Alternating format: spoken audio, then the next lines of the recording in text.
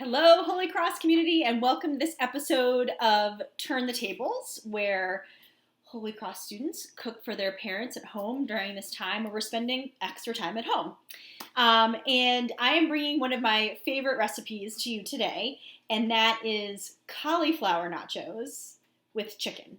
I'm actually pretty much a vegetarian. I eat fish. I should say a pescatarian. So I'm going to show you, I'm going to do half the pan with some chicken and half heavier on the veggie side for my daughter and myself. So a lot of this recipe is spent, the time is spent in the oven because we have to roast the cauliflower.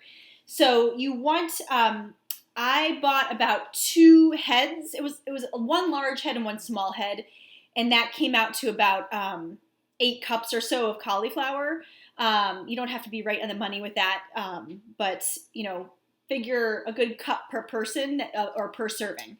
So I cut that into 1/2-inch thick slices. I'm just going to put my camera down for a second because I wanted to keep one cauliflower here to show you how I did it. So when you're cutting the cauliflower off the head, maybe you bought florets already, and that's totally fine. Much more convenient, right? But if you can see here, I cut this off the main core of the cauliflower, and I've got one big hunka chunka. So I'm just going to cut this into about 1/2-inch slices. And you're going to get a lot of little pieces that flake off, and that's fine. But then you're going to get pieces like this. Burp. Okay? And then I'm going to put this in here. I washed them before, so they're all set. And now I have all these cauliflower pieces everywhere, so let's just clean that up a little bit. Okay, so the most important thing is that we get our cauliflower in the oven. So I have my oven heating to 400 degrees. And we're just going to pop these in with some spices. So I'm going to coat this. I put some tin foil on a cookie sheet, and I'm going to give it a nice coating of cooking spray, you know, olive oil spray or canola, fine. And then I'm going to spread out my cauliflower. I used this is probably my biggest cookie sheet here. So, all right, we got all those on there. Ooh, they look so good and pretty. And we got one nice layer, so it's not like they're not laying on top of each other. You want every cauliflower to have its own home, its own space. And I've already mixed up my spices, okay? So I mise en place a little bit. So in here, I have 3/4 of a teaspoon of cumin, 3/4 of a teaspoon of chili powder, and 3/4 of a teaspoon of onion powder, and oops, I forgot a little bit of salt. So like 1/8 of a teaspoon of salt in there for right now. I'm going to mix that up. And that we're actually going to, we're just going to mix it on here. So I'm just going to actually start sprinkling it on top of this nice coating, seasoning. And then I'll just mix it up a little bit. You can do it in a bowl, but really why waste a bowl when you can just do it on here. I might add a little bit more cooking spray to the cauliflower. You could even do a drizzle of oil, but I just have this right here, so I'm just going to do a little bit more cooking spray directly on the cauliflower and just mix it up so you feel like the coating with all your seasoning is evenly distributed over the cauliflower because you want each cauliflower to be dusted with that yumminess. And cumin, I feel like cumin is one of my favorite seasonings. It really brings a nice, like a heat and a warmth to this that I really enjoy. I've really embraced cumin over the past couple years. So here we have our whole layer, just the cauliflower with the seasoning and sprayed with some cooking oil. I'm going to put this in the 400-degree oven for about 15 to 20 minutes, okay? So I'm going to do that right now. Get that in the oven. Ooh, it's heavy. Okay. Ooh. All right, so that goes in there. That's going to go in there for 15 to 20 minutes at 400 degrees. All right, so in the meantime, while the cauliflower is in the oven, we're going to make a fresh salsa. Which is great. It only needs a couple ingredients, and it's so much better than store-bought. So you need your cilantro, a 1/4 cup of cilantro, 2 tablespoons of red onion. We're going to use a cup of tomato, some jalapeno slices, and an avocado. Okay, so I'm going to show you how to whip that together.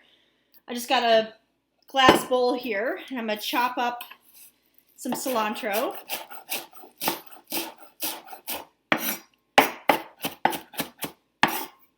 This bowl is in my way. It's getting in my way of my knife skills. Oh, look at now the computer's bouncing too. Sorry about that.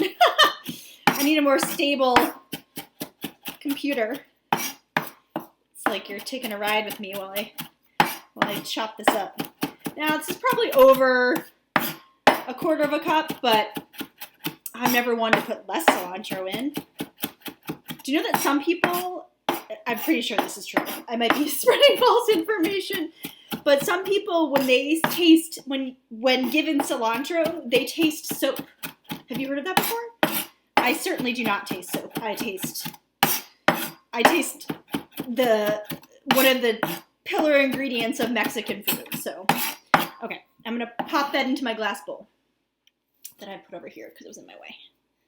All right, so we're gonna do about a quarter cup of chopped fresh cilantro, about a cup of chopped tomato. Now I got these on the vine, like little grape tomatoes, and I'm just gonna do them into quarters. But if you had like just the whole tomato, just chop it up. Chop it up, put it in there.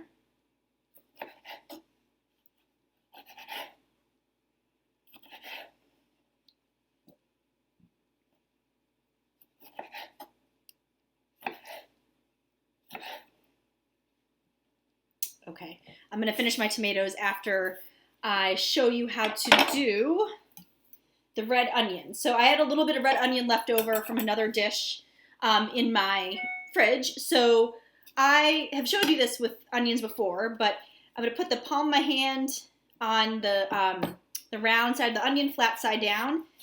And so I'm creating cuts that are parallel to the cutting board. And that way, when I slice perpendicular to the cutting board, and given the nature of the onion that has different layers, I've now created little pieces, okay? So that's just an easier way to cut an onion faster. I'm actually gonna do this a little bit more, just chop it up a bit more. Okay, to create that nice salsa. All right. And now we want to put our avocado. So remember, we don't want any avocado hands here. So you keep your avocado on your cutting board with your fingers away. Go around the pits. All right, and then you can use the knife to twist the pit out. All right, but I don't want your hands, getting near there. And then while it's still in the skin, you can score some parallel cuts across. Oops, sorry, you can't even see that. Can you see that? I'm confused which way to go. Sorry about the little weird spot in the avocado. I will cut that out. It's the way nature made it. Okay, so I'm going to create cubes in there. So you can see those cuts that I did parallel. Now I'm going to go perpendicular to it. And I'm creating little cubes. And then I take my spoon and I just get those cubes out of there, and look at that. Look at that. Genius. Absolutely genius. I'll take this other little spoiled area out of the avocado. We don't want that in there. I mean, I don't really care, but if my daughter saw that, she'd freak out. So I'm doing the same thing, creating my little cuts, but not going all the way through the skin, right? Just going through the flesh of the avocado, and I have it in my hand again, and scoop it out. An easy way to dice your avocado.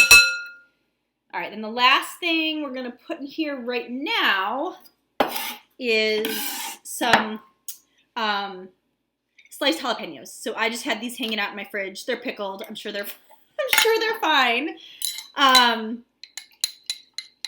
we could just, I'm gonna dice them up a little bit so they're not too, and I'm not gonna go crazy here. Maybe like 2 or 3 tablespoons worth. Let's go with 2 because I don't want my kids to freak out when they eat this later. They'll say, Mom, you did it too spicy again. I don't know. What about your family? Do they like spice? Do they not like spice? I didn't used to like spice when I was younger, but, you know, I think as you get older, your palate changes. All right. So I'm going to finish putting all of the tomatoes in it because I haven't cut them all. I have about 10 or more so to cut. And then we'll come back to get the cauliflower out of the oven. So the 15-minute buzzer just went off for the cauliflower. I checked it, poked it with a fork, mixed it around a little bit. I'm going to let it go for a couple more minutes, maybe up to 5 minutes. But I wanted to show you the salsa that has been, I added all the tomatoes. I'm just going to mix it up and I'm going to add a little bit of salt. Maybe just another 1/4 teaspoon to 1/8 of a teaspoon. And so your salsa is all ready. And then take the time while your cauliflower is finishing up cooking to get your chicken ready. So I have, what I did is, you want cooked chicken. So basically what's going to happen is the cauliflower is going to come out, and then you're going to put your toppings on and then put it back in the oven so that the cheese melts on top, which of course we have to do that if they're nachos. So you need cooked chicken. So you could buy a rotisserie chicken, or what I did is I bought chicken tenders, raw chicken tenders, and I just poached them. So basically that means boiling them in water. It's a very quick way to cook chicken, especially chicken tenders. The thinner the chicken is, the faster it cooks. So I have my chicken tenders right here, and you can either shred them or you can also just chop them up. So I'm going to get the chicken ready here. I'm going to put it on my cutting board. Yeah, okay. Put that in my cutting board. And let's see if I can shred it. So yeah, if you want to shred it, you just take 2 forks and pull against the grain of the meat, like so. There's no exact science to it, but you can see I'm sort of just using 1 fork to hold it down and 1 fork to pull away the meat. So that's how you shred. Hopefully you can see what I'm doing here. But for me, poaching is the fastest way to prepare chicken when you're going to use it in something else. Like if you're adding it to a casserole or making chicken salad, something like that. So poaching it is a really great way, a really good cooking method for that. All right, I'm going to finish up this chicken. Okay, so I took my cauliflower out in about, I would say 19 minutes. And I just checked some of the bigger pieces to see if my fork would go through. And they did. My fork went through the bigger pieces. So I am deeming that cooked enough. And now what we're doing is going to add the toppings. I'm going to bring the cauliflower a little bit closer together so that the toppings don't fall through to the tin foil. I really want them to stay on the cauliflower quote-unquote chips.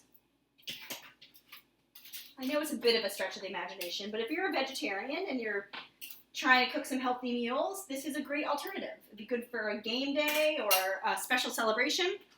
All right, so now we're going to put on our refried beans. So I got a can of vegetarian refried beans.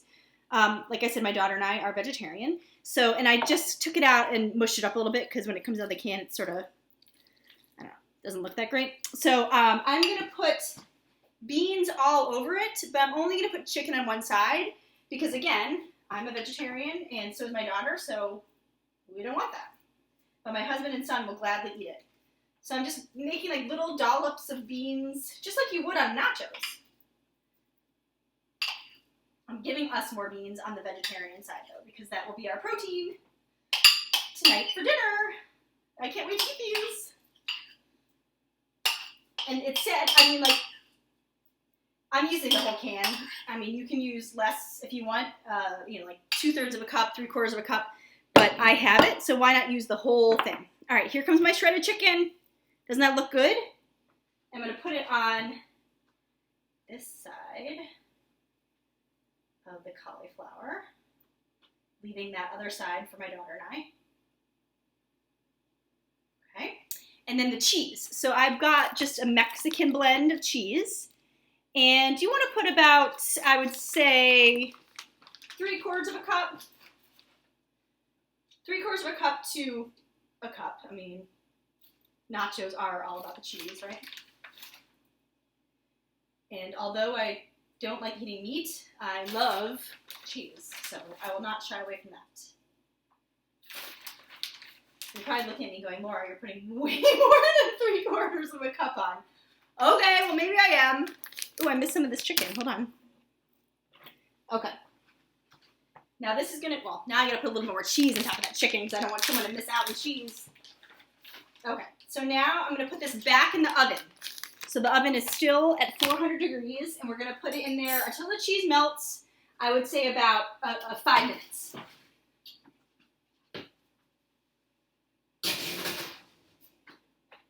I'll set the timer for 5 minutes.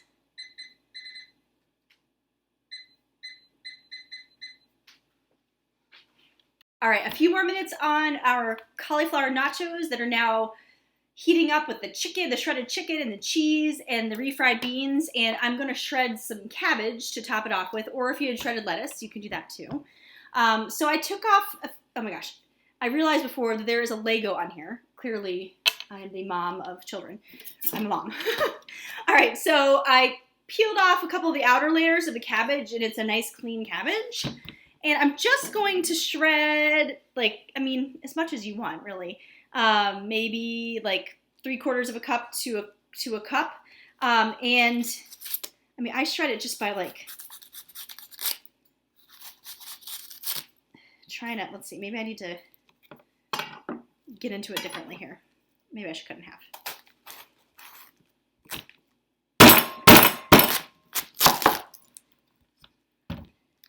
All right, so here's the core. Do you see the core? You want to take that out.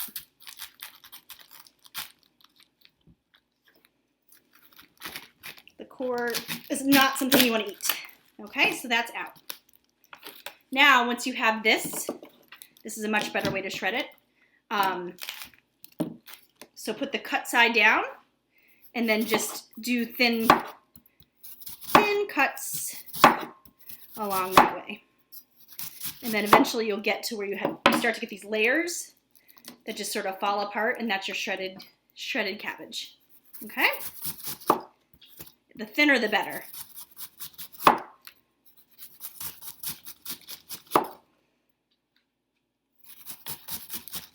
That's a good one. Like some thin pieces, see? All right. That's enough. I don't think my family will want too much shredded cabbage.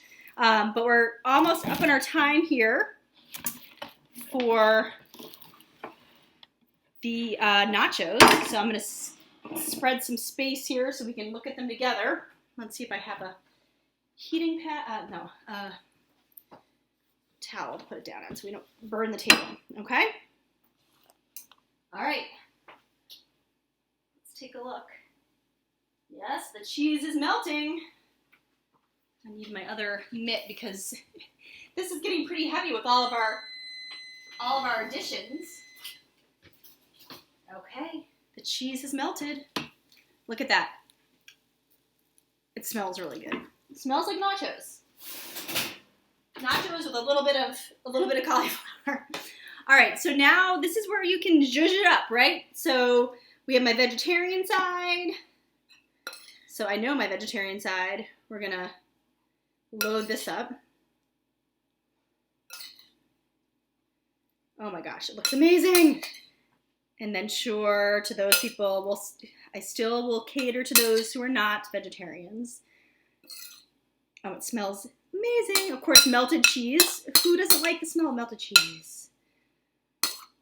I'm just keeping a division line so I know where the chicken ends and the vegetarian begins. Okay, so that's on top. You could put some of the shredded cabbage on top around it here. You could even put some sour cream, or I use Greek yogurt, so I would use Greek yogurt. If you have guacamole, we already have some avocado in there, but hey, you have guacamole, you want to put some of that on there, make it your own. Here, I'm going to try to show you. There we go. Wait, is that good?